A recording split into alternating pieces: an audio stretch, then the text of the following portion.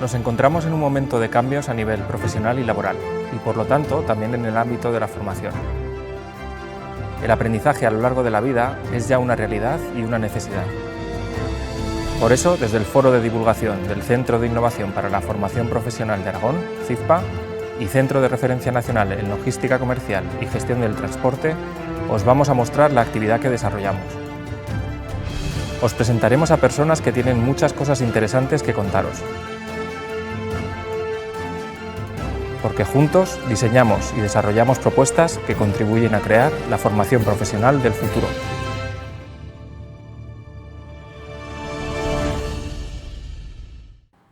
Bienvenidas y bienvenidos a este foro de divulgación. Hoy nos acompaña Miguel Collado, compañero aquí en el Centro de Innovación para la Formación Profesional de Aragón, y es mentor de competencia digital docente. Buenas, Miguel, ¿qué tal? Buenos días, Trini, muy bien. Lo primero, gracias por estar aquí y de acompañarnos en esta entrevista. Antes de hacer un balance, ¿no?, de lo que ha sido o de lo que está siendo, ¿no?, vuestro papel en todo el tema de la competencia digital docente, cuéntanos un poco cuáles son las funciones del mentor y en concreto las funciones que tú desarrollas estando aquí en el Centro de Innovación.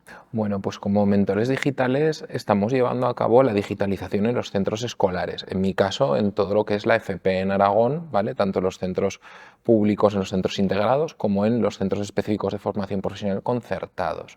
Entonces, bueno, de lo que se trata un poco es de digitalizar inteligentemente, no simplemente aplicar herramientas digitales, sino realmente tener unas buenas estrategias digitales que respondan a unos principios pedagógicos, a unos objetivos que tienen esos centros. Ese es mi papel como mentor.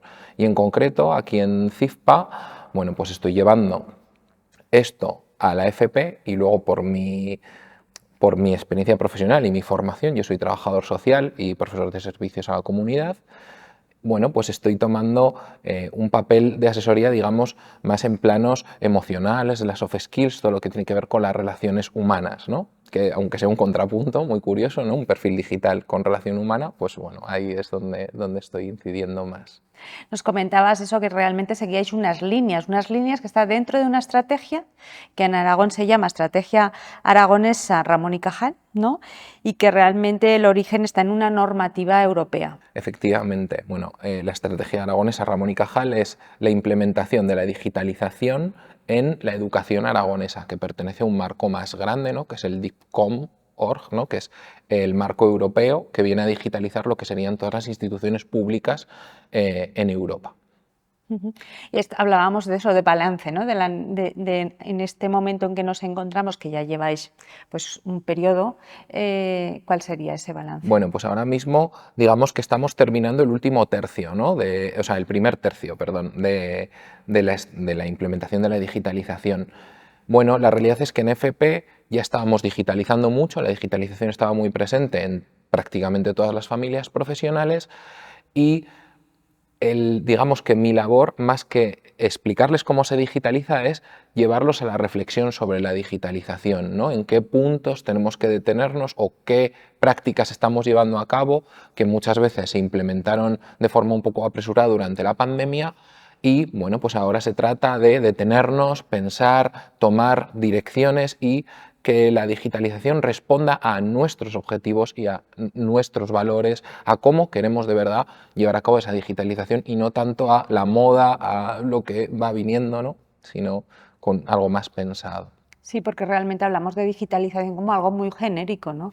Pero realmente cuando hablamos de digitalización en los centros, supongo que hablamos de plataformas de formación, de herramientas, de gestión, no sé. Efectivamente, tal y como lo comentas, va desde lo más concreto que puede ser la aplicación, o sea, la app que estás utilizando en el aula para hacer una autoevaluación con los chicos, pero también tiene, y creo que más importante, ¿no?, que ver con la estrategia que el centro está siguiendo, con nuevas formas de interacción entre el alumnado y el profesorado, con la presencia digital del centro, con tiene más que ver, o la parte en la que yo estoy más metido, ¿no? Que es en la organización, en cómo el centro en sí mismo se convierte en una organización digitalmente competente y cómo establece políticas de liderazgo, reglamentaciones, cómo todo eso, ¿no? Toda esa digitalización impregna todo el centro. Entonces, sí que es verdad que en la FP, retomando ese balance, ¿no? En la FP el último nivel de implementación lo estábamos haciendo muy bien, es verdad, en las aulas estábamos digitalizando muy bien, pero en los centros no teníamos tanta conciencia de la importancia de digitalización, que puede ir desde una política de privacidad, por ejemplo, hasta el uso de las imágenes del alumnado o qué tipo de herramientas están utilizando y de qué compañía son o qué objetivos persigue esa compañía cuando nos da una licencia digital gratuita, ¿no? De uso, que ahora es algo tan atractivo. Bueno, pues reflexionar sobre esas cosas. En relación a esto, algo muy interesante que comentas es la accesibilidad, ¿no? La equidad, de que todo el alumnado tenga acceso a todo ese tema, ese software, esas herramientas, ¿no? Imagino que eso también se tiene en cuenta, ¿no?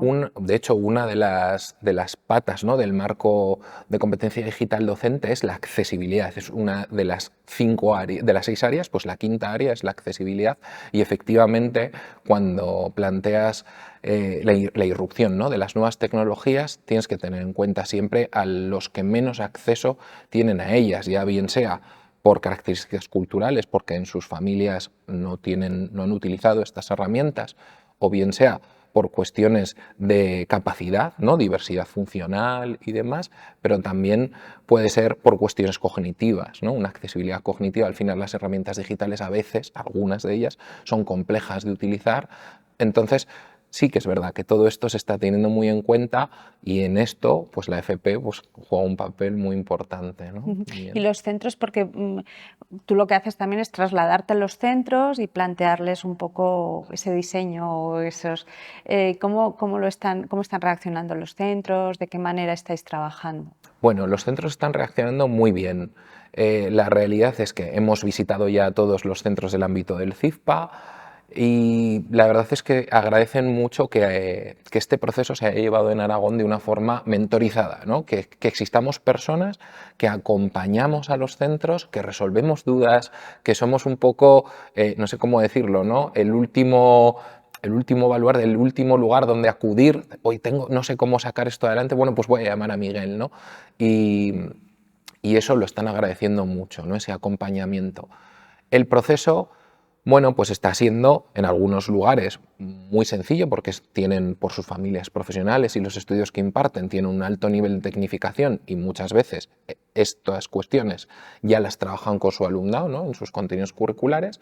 Pero la FP es muy diversa, entonces hay otras familias profesionales y otros centros, bueno, pues donde todo esto es más nuevo y donde necesariamente tenemos que ir más despacio, ¿no? Y tenemos que llevar procesos de reflexión pues nuevos y bueno, pues está siendo muy diverso. Es verdad que no puedo decirte, bueno, pues nos encontramos en un 33% del desarrollo. No, hay centros que prácticamente están ya ultimando sus estrategias de digitalización y hay centros pues que ahora mismo están terminando de conocer, ¿no? De llevar a cabo sus análisis internos para saber en qué punto de desarrollo están todas esas estrategias de digitalización, hasta qué punto tienen que luego detenerse, ¿no? a reformarse a sí mismos o a reformularse. Aprovechamos que estás aquí, cambiamos un poco de tema, porque realmente hablamos de digitalización, pero la digitalización son las personas también las que están en el medio, ¿no?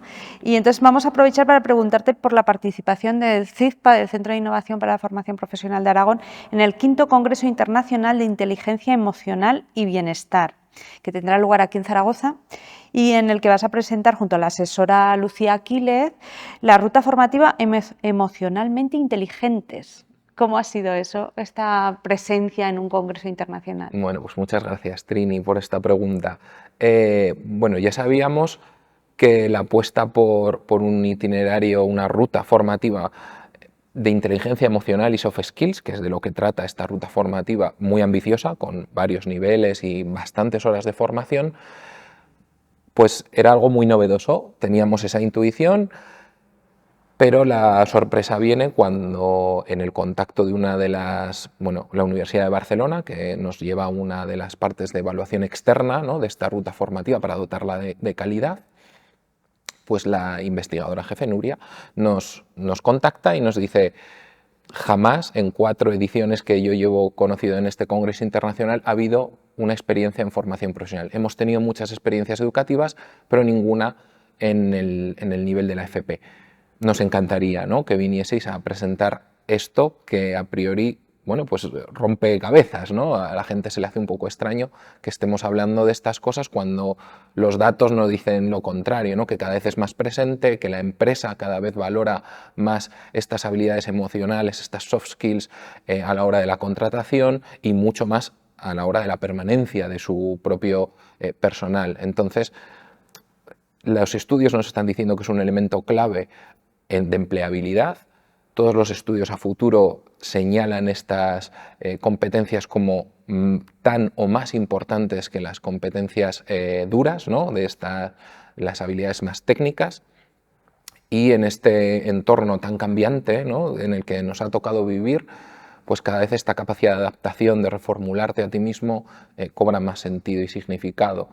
Y la verdad es que, pues con todo esto vamos con mucha ilusión, ¿no?, al Congreso, pero sobre todo lo que más ilusión nos hace es que la ruta está funcionando y que está saliendo, y que el profesorado que actualmente está trabajando o que ha cursado parte de esta ruta está muy contento, tenemos unas valoraciones extraordinarias y bueno, eso quiere decir que estamos dando en el clavo, ¿no?, y que realmente esto va a tener un calado y un impacto.